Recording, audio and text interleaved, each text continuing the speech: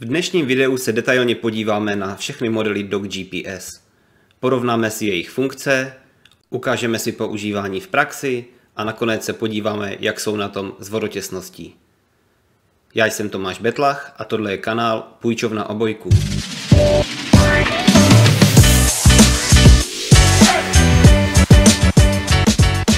Dnes se podíváme na celou modelovou řadu Dog GPS. Začneme u vyhledávacího zařízení Dog GPS X20, popíšeme si jeho hlavní funkce a poté se podíváme na ostatní modely, tedy Dog GPS X30, X30T, X30B a X30TB. Dřív než začneme, vám chci vysvětlit, proč má každý model jinou barvu řemene. Je to z toho důvodu, že výrobce prodává tyto GPS s oranžovým plastovým řemenem, já jsem dal na každý model jinou barvu, podle toho jsem si rozlišil i jednotlivé modely v mobilní aplikaci a vy tak během videa jednoduše uvidíte, který model držím v ruce a který model je aktivní. Model X20 se prodává v tomto transportním plastovém kufříku. Uvnitř najdeme vše, co potřebujeme k provozu GPS, tedy tištěný návod, duální nabíječku, abychom mohli nabíjet současně jak vysílač, tak přijímač. Dále v balení nalezneme šňůrku pro zavěšení přijímače, tedy ručního zařízení na krk. Všechny lokalizační GPS obojky Dogtrace umožňují sledování psů na vzdálenost až 20 km, a to jak X20, tak model X30. Pro zajištění co nejvyššího dosahu využívají nejmodernější technologii modulace rádiového signálu LoRa, neboli Long Range. Ano, slyšeli jste dobře slovo rádiového signálu. Tyto GPS nemají v sobě žádné SIM karty, ale lokalizují psy pomocí rádiového signálu. Má to své výhody. GPS zařízení funguje všude, tedy i v místech, kde není signál mobilního operátora. Tyto GPS fungují po celém světě a nemusíte platit žádné měsíční poplatky mobilnímu operátorovi. Nyní už budu mluvit konkrétně k modelu Dog GPS X20. Protože těch informací bude mnoho, tak na konci videa uvidíte přehlednou srovnávací tabulku všech funkcí u každého modelu. Vyhledávací zařízení Dog GPS X20 umožňuje sledování až 9 zařízení z jednoho přijímače.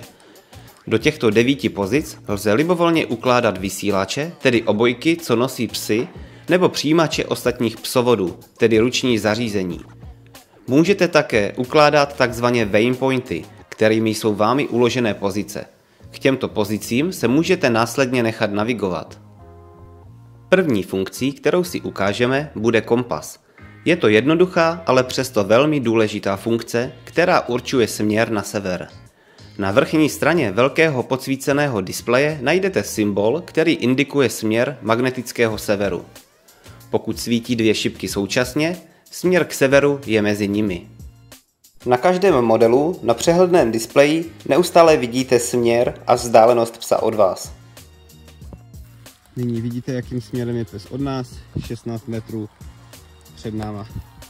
Funkce beeper neboli detekce stání a pohybu. Je to funkce speciálně určená pro lov, která dokáže rozpoznat, zda pes stojí nebo je v pohybu. Nastavení této funkce se určuje podle typu lovu. Lov ptáků nebo lov divokých prasat. Lze vybírat ze 7 módů s různými indikacemi. Když pes stojí, může vám ruční zařízení v ruce pípat nebo vibrovat. Nebo si naopak nastavíte, že pokud je pes v pohybu, tak vám bude zařízení pípat, vibrovat, anebo se bude jen zobrazovat nápis beeper na displeji, abyste nikoho nerušili. Další funkcí je kruhový plot fence. Jedná se o funkci s takzvanou kruhovou akustickou hranicí, která vás upozorní, když se pes dostane mimo pomyslný kruh, který jste mu určili. Tato hranice je nastavitelná v okruhu od 30 metrů do maximálně 2 km od přijímače. Když pes opustí vymezený prostor, přijímač, tedy ruční zařízení, začne vydávat přerušované zvukové znamení. Tato funkce lze aktivovat pro více psů. Momentálně je pes dál od nás než 30 metrů a proto mě to upozorňuje. Na modelu X30 by teďka mohl pípat i obojek psovi. Waypoint, neboli trasový bod, je u modelu DOG GPS X20 omezen jen na 4 pozice. Funkce umožňující uložení GPS souřadnice místa, na kterém se aktuálně nachází přijímač neboli ruční zařízení. K uloženému bodu se můžete později nechat navigovat. Tuto funkci využijete k ukládání aktuálních pozic anebo důležitých míst. Jsme u auta, dáme kode, uložíme si to na 9 a přidržím tlačítko beeper. Místo se mi uložilo, takže teďka kdykoliv se vrátím k autu a když z toho vyjedu, 1 je pes a 9 je tohle místo. Ještě počkáme, až bude více satelitů, aby se měli přesnější pozici. Díváme, tak pes je právě u mě, píše to near, ale když dám 9, což je naše auto, tak se otočíme a tam máme auto. Takže takhle si můžete uložit všechna důležitá místa kdekoliv v lese. Nyní už jsme dál v lese a od auta jsme 350 metrů tady tím směrem. Všechny vyhledávací zařízení DOG GPS jsou velmi odolné a dokonale vodotěsné, což si ukážeme na konci videa. Nemusíte se tedy bát, když vám přijímač neboli ruční zařízení spadne do vody. U vysílačů, tedy obojků umístěných na krku psa, to platí samozřejmě také.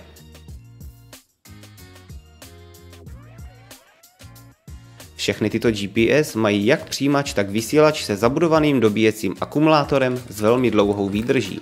Konkrétně se jedná o akumulátor LiPol 1900 mAh, jak ve vysílači, tak v přijímači. Díky tomu GPS vydrží více než 40 hodin v provozu na jedno nabití. Nabíjení přijímače a vysílače zároveň zajišťuje duální napájecí adaptér s USB kabely. LiPol baterie se dá dokoupit i jako příslušenství a je uživatelsky vyměnitelná.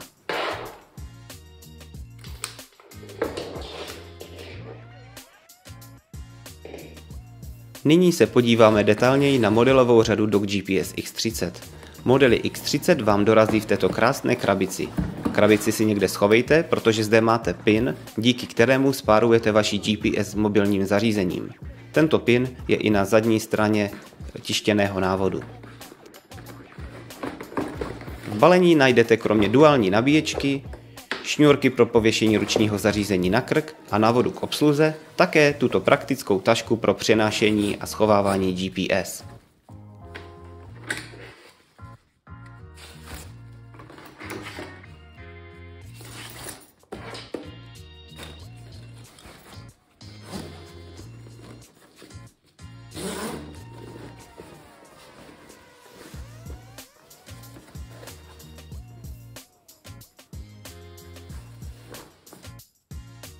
Všechny sady vyhledávacích zařízení z modelové řady DOG GPS X30 lze bezdrátově připojit s chytrým mobilním telefonem s operačním systémem Android anebo iOS.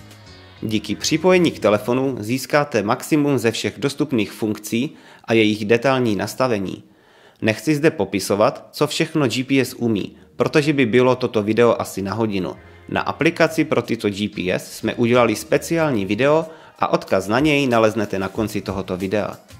Všechny zařízení z modelové řady GPS X30 mají také online i offline mapy. Mapy v aplikaci DOGTrace GPS tedy můžete používat v online i offline režimu. Nemusíte se tedy bát výpadku, když se náhodou dostanete mimo internetové pokrytí. Modely X30 mají zvukový signál, ten umožňuje aktivovat ve vysílači, tedy v obojku tón, který vnímá pes vždy stejně, nezávisle na vzdálenosti od psovoda. Našeho psa máme naučeného, že výcvikový tón znamená přivolání. Takže já teďka zmáčknu. Ani není impuls, nic. Pes se vrací. To je šikulka, to je šikula, to je pašák. Ano. Zvukový signál může nahradit píšťalku a je velmi účinnou výstrahou před vysláním stimulačního impulzu. GPS umí vydat dva druhy zvukového signálu. Výcvikový anebo lokalizační. Funkci zvuk lze samozřejmě aktivovat přes mobilní aplikaci anebo přes ruční zařízení. Stiskem levého tlačítka aktivujete výcvikový zvuk a pokud stisknete oba horní tlačítka zároveň, budete mít lokalizační. Funkce Geoplot. V mobilní aplikaci si můžete jednoduše vyznačit libovolný prostor v mapě. Pokud pes tento vámi vymezený prostor opustí, budete na to upozorněni formou notifikace v aplikaci. Jedná se tedy o takzvané virtuální ploty. Zón lze vyznačit hned několik. U všech modelů X30 na tyto geoploty může reagovat i obojek. Pokud pes bude například opouštět zónu, začne mu pípat obojek na krku. Lze nastavit, aby dostal i korekční impuls o nějaké velikosti. Tuto funkci však nedoporučují v místech, kde není dobrý GPS signál. Zvuk i impuls lze nastavit na obojku i u kruhového plotu.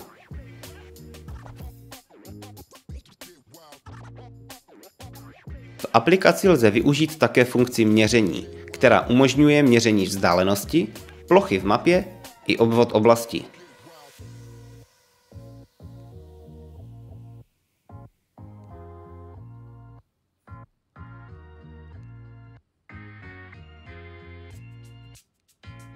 Všechny modely X30 mají přepínání kanálů pro komunikaci mezi vysílačem a přijímačem. Lze zvolit mezi kanálem A nebo B.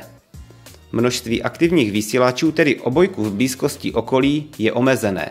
V případě, že bude současně vysílat větší množství vysílačů, může docházet k výpadkům některých zpráv o poloze psů, které přijímá váš přijímač. Ruční zařízení toto pozná a na displeji by se vám v tu chvíli objevil symbol vykřičníku.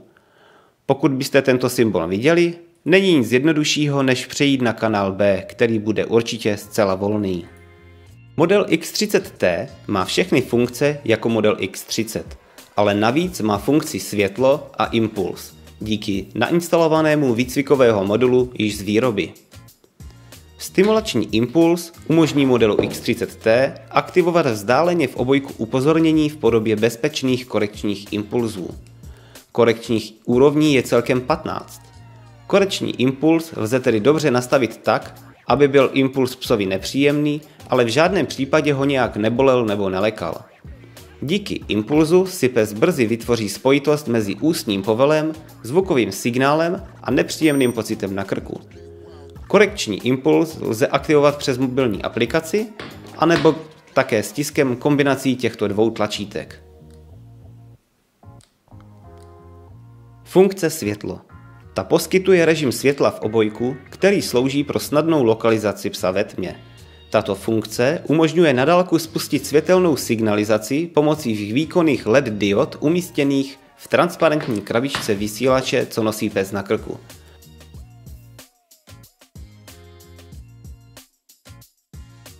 Funkce světlo lze aktivovat přes mobilní aplikaci anebo přes menu ručního zařízení.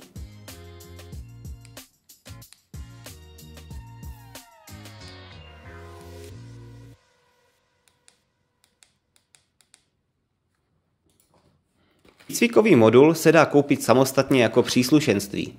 Pokud tedy máte například model X30 a chtěli byste z něho mít model X30T s korekčním impulzem a světlem, stačí dokoupit tento modul. Nainstalovat modul je velmi jednoduché. Povolíte 4 šroubky, zapojíte konektor a opět je dotáhnete. Na dotáhnutí šroubů musíte dávat pozor. Nesmíte je dotáhnout ani málo, ale také ani moc, jinak by vám mohla do GPS vniknout voda, když například pes skočí do vody. Jako náhradní díl se také prodává tato krytka, díky které můžete udělat z modelu X30T model bez výcvikového modulu, tedy jen X30. S výměnou tohoto výcvikového modulu se můžete obrátit na nás, na prodejce, anebo také na samotného výrobce.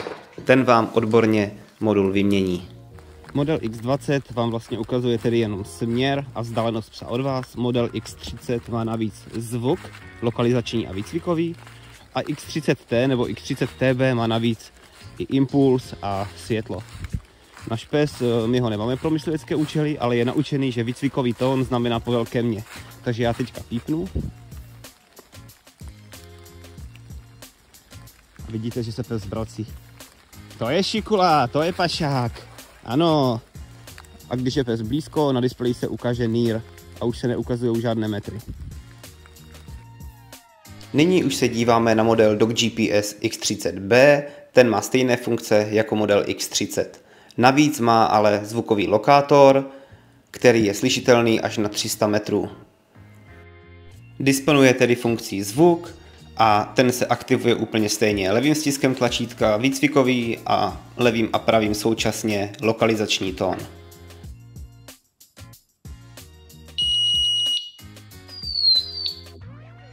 Hlasitost těchto tónů se dá nastavit ve 4 intenzitách a pro každý tón můžete mít jinou hlasitost.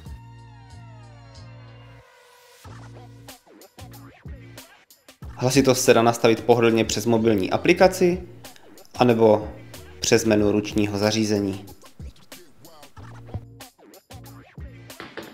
Stiskem levého tlačítka na ručním zařízení aktivujete výcvikový tón a stiskem současně obou horních tlačítek lokalizační tón.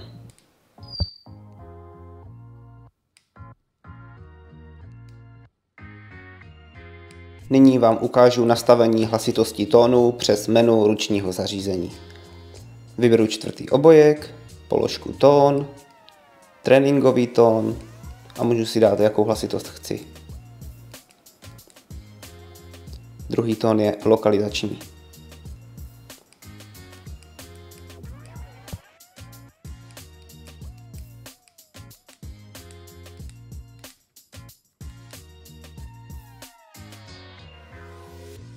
Nastavený na maximální hlasitost a půjdeme trošku dál od tohohle stromu. Nevím, jak moc to bude slyšet, ale momentálně jsme od obojku nějakých 47 metrů a já dám výcvikový tón. A teď zmáčknu lokalizační tón. Přes les se to pěkně rozlíhá, jde to opravdu slyšet na velkou vzdálenost. Poslední model, který si ukážeme, je model X30TB.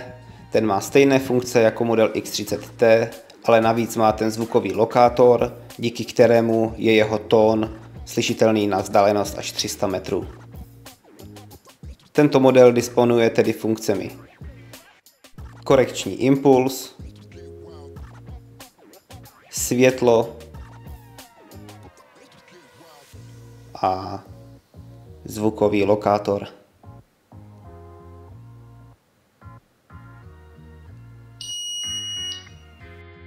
Jak modely X20, tak modely X30 mají podsvětlený displej, který si můžete kdykoliv aktivovat nebo deaktivovat.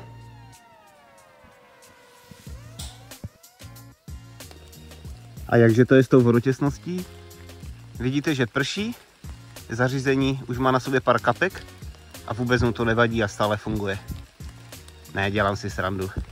X30 už se déle koupou. Charlie nám to tady pěkně rozbahnil, takže ta voda není vůbec čirá, ale to vlastně nevadí, protože těm zařízením to opravdu nevadí.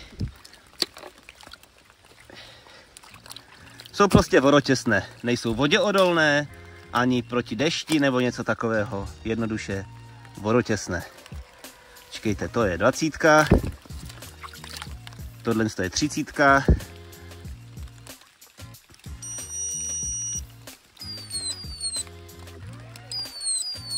Jo, normálně fungujou. Takže takhle jsou vodotěsné. Nebo takhle je to s tou voděodolností. Jo, Charlie. Voda.